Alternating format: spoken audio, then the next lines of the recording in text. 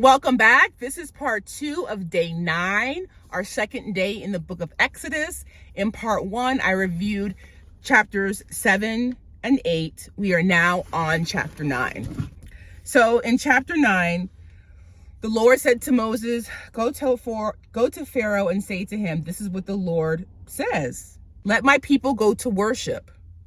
If you refuse, verse 3, the hand of the Lord will bring a terrible plague on your livestock in the field, on your horses and donkeys and camels, and on your cattle and sheep and goats.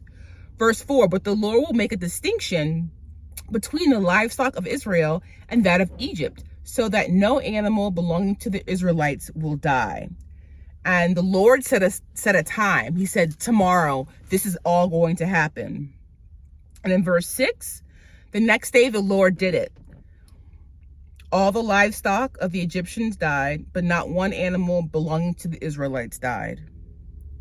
I have my notes that Pharaoh sent men to investigate. Not even one of the Israelites' animals died. Yet, it says, his heart was still unyielding. Verse 8 of chapter 9. Then the Lord said to Moses and Aaron, take handfuls of soot from a furnace and have Moses toss it into the air in the presence of Pharaoh. Verse 9, it will become like a fine dust over the whole land of Egypt. Festering boils will break out on men and animals throughout the land. They were obedient, and Moses tossed the soot. In verse 11, the magicians could not stand before Moses because of the boils that were on them and on all of the Egyptians. Pharaoh's heart was still hard. Moses told him, let my people go. In verse 15, for by now I could have stretched out my hand and struck you and all your people with a plague that would have wiped you off the earth. This is the Lord talking. He could have killed everyone. He could have wiped out all the Egyptians. That's not his purpose. His purpose is to let the Egyptians know that he is the Lord. He is God over everything. But God spared their lives to show his power. God spared their lives to show his power this time. Verse 18, therefore at this time tomorrow I will send the worst hailstorm that has ever fallen on Egypt, from the day it was founded until now. Verse 19, give an order now to bring your livestock and everything you have in the field to a place of shelter, because the hail will fall on every man and animal that has not been brought in and is still out in the field, and they will die. These are promises. Two things happened. Those officials who feared the Lord hurried to bring their livestock inside. Others ignored and left their livestock and slaves in the field. The Lord told Moses to stretch his hand toward the sky.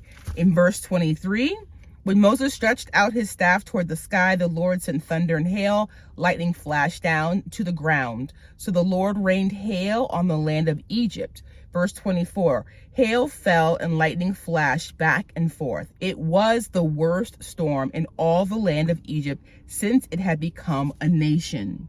Verse 25, throughout Egypt, hail struck everything in the fields, both men and animals. It beat down everything growing in the fields and stripped every tree. The only place, it says in the Bible, that no hail was found was Goshen, where the Israelites were.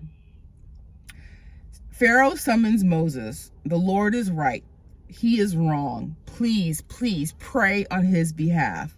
So I have a little list of plagues. So far, it's the frogs, the flies, and hail. Verse 29, Moses replied, when I have gone out of the city, I will spread out my hands in prayer to the Lord. The thunder will stop and there will be no more hail, so you may know that the earth is the Lord's. 30, but I know that you and your officials still do not fear the Lord. I have my notes that flax and barley were destroyed, the wheat and spell not yet destroyed. Moses left Pharaoh. He spread his hands to the Lord. The thunder and the hail stopped. The Lord answered his prayers, and there was no more rain. The last two verses of chapter 9, verse 34. When Pharaoh saw that the rain and hail and thunder had stopped, he sinned again. He and his officials hardened their hearts. Verse 35. So Pharaoh's heart was hard, and he would not let the Israelites go, just as the Lord had said through Moses. We are on to chapter 10. Moses and Aaron go to Pharaoh, and they question him. In verse 3, this is what the Lord, the God of Hebrews, says. How long will you refuse to humble yourself before me? Let my people go, so that they may worship me. They warn Pharaoh that there will be locusts tomorrow. There are going to be so many locusts that three things are going to happen. One, you won't be able to see the ground. That is so gross, you guys. Two, they're going to devour every tree. And number three, they're going to fill all your houses. Chapter 10, verse 6 says, they will fill your houses and those of your officials and all the Egyptians, something neither your fathers nor your forefathers have ever seen from the day that they settled in this land until now. Then Moses turned and left Pharaoh. Verse 7, Pharaoh's officials said to him, how long will this man be a snare to us? Let the people go so that they may worship the Lord their God. Do you not realize yet that Egypt is ruined? So again, it is the selfishness and the pride of Pharaoh. It really is. Oh, I actually have my notes. This shows how selfish Pharaoh really is. Moses and Aaron go back to Pharaoh. He tells them to go worship their God. He asks, who's going to be going exactly? In verse 9, Moses answered, we will go with our young and old, with our sons and daughters, and with our flocks and herds, because we are to celebrate a festival to the Lord. Pharaoh says no. Oh no, only the men will go. He even says you are bent on evil because they want to take their women and their children. Verse 12, the Lord said to Moses, stretch out your hand over Egypt so the locusts will swarm over the land and devour everything growing in the fields, everything left by the hail. Moses stretches out his staff. The Lord made an east wind blow across the land. By morning, the wind had brought the locusts. Verse 14, they invaded all Egypt and settled down in every area of the country in great numbers. Never before had there been such a plague of locusts, nor will there ever be again. The ground was so black. I have yuck in my notes. They devoured all the fields and the fruit on the trees. Nothing green remained. Pharaoh, it's just like his little dance, right? He summons Moses and Aaron. Pharaoh apologizes. Moses prays to the Lord. The Lord changed the wind. In verse 19 of chapter 10, the Lord changed the wind to a very strong wind, which caught up the locusts and carried them into the Red Sea.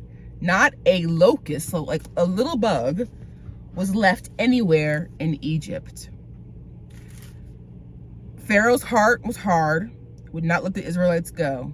And I literally have, come on, how many plagues have there been now? The miracle of the staff becoming the snake, but the frogs, the gnats, the flies, the livestock, the hail, the locusts. So literally they've been 6 plagues. In verse 21, the Lord said to Moses, stretch out your hand toward the sky so that darkness will spread over Egypt, darkness that can be felt. I've only felt darkness, I believe, that I can remember recently. Baby girls, Girl Scouts. We went camping. Well, they had cabins in upstate New York. There was no cell phone. I mean, it was crazy how much wilderness surrounded us. But that's what I think of when I felt the darkness. Moses stretched out his hand toward the sky. Total darkness covered all of Egypt for 3 days. 3 whole days. Verse 23, no one could see anyone else or leave his place for 3 days. Yet all the Israelites had light in the places where they lived. Pharaoh summons Moses. And here, he doesn't mention Aaron at all, just Moses. He says, go worship the Lord. And I noted that in the word it said, the Lord, not your Lord. Pharaoh is acknowledging the Lord. Even women and children, leave your flocks and your herds. But Moses said, you must allow us to have sacrifices and burnt offerings to present to the Lord our God. Verse 26, our livestock too must go with us. Not a hoof is to be left behind. We have to use some of them. Worshiping the Lord our God, and until we get there, we will not know what we are to use to worship the Lord. So basically Moses is saying we need our livestock and our herd because we want to make sacrifices and offerings to the Lord. And when you sacrifice, that's what you do. You kill the animal. The Lord hardens Pharaoh's heart. Verse 28, Pharaoh said to Moses, get out of my sight. Make sure you do not appear before me again. The day you see my face, you will die.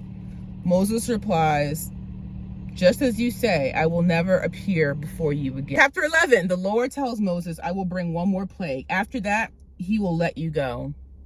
You will be driven out completely, the Lord tells Moses. In verse 2, tell the people that men and women alike are to ask their neighbors for articles of silver and gold. At midnight, the Lord will go through Egypt.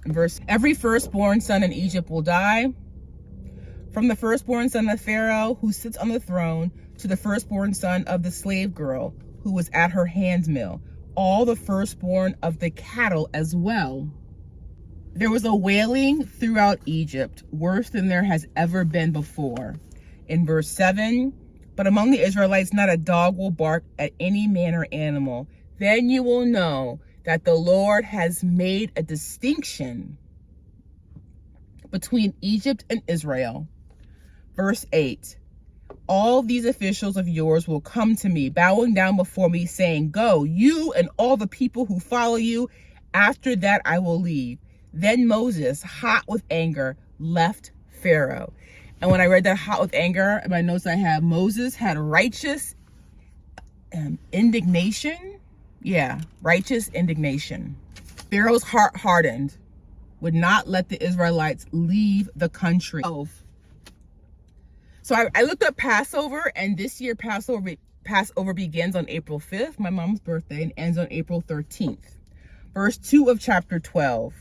This month is to be for you the first month of your year.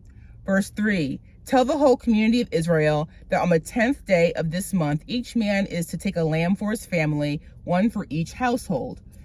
They have to be year-old males without defect, sheep or goats. Verse 6, take care of them until the 14th day of the month, when all the people of the community of Israel must slaughter them at twilight. Verse 7, then they are to take some of the blood and put it on the sides and tops of the door frames of the house where they eat the lambs. Verse 8, that same night they are to eat the meat roasted over the fire, along with bitter herbs and bread made without yeast. And I actually looked this up. It looked up why not any yeast? And there was an article that I want to cite in the Washington Post that described that the Jews stopped eating leavened bread as a way of rejecting Egyptian culture. Eat raw meat or meat cooked in water. They gives directions. You're going to roast the head, the legs, and the inner part over a fire. Verse 10, do not leave any of it till morning. If some is left till morning, you must burn it. Verse 11, this is how you are to eat it, with your cloak tucked into your belt, your sandals on your feet, and your staff in your hand. Eat it in haste. It is the Lord's Passover. During the night, the Lord is going to pass through Egypt. He's going to kill every firstborn, men and animals. Verse 13, the blood will be a sign for you on the houses where you are. When I see the blood, I will pass over you. No destructive plague will touch you when I strike Egypt. Verse 14, this is a day you are to commemorate. For the generations to come, you shall celebrate it as a festival to the Lord, a lasting ordinance. Days they were to eat bread without yeast and were to do no work except preparing the food. Verse 21 of chapter 12. Moses summoned all the elders of Israel and said to them, "Go at once and select the animals for your families and slaughter the Passover lamb. Take hyssop, dip it in blood, put on the top and both sides of the door frame. Do not leave the house until morning." Verse 23, when the Lord goes through the land to strike down the Egyptians, he will see the blood on the top and sides of the door frame and will pass over that doorway. He will not permit the destroyer to enter your houses and strike you down. 29, at midnight the Lord struck down all the firstborn in Egypt, from the firstborn of Pharaoh who sat on the throne to the firstborn of a prisoner who was in the dungeon, and the firstborn of all the livestock as well. Verse 30, Pharaoh and all of his officials, all the Egyptians, got up during the night, and there was a loud wailing in Egypt, for there was not a house without someone dead. Every household of the Egyptians, someone died. I have my notes in all capitals. Finally, verse 31.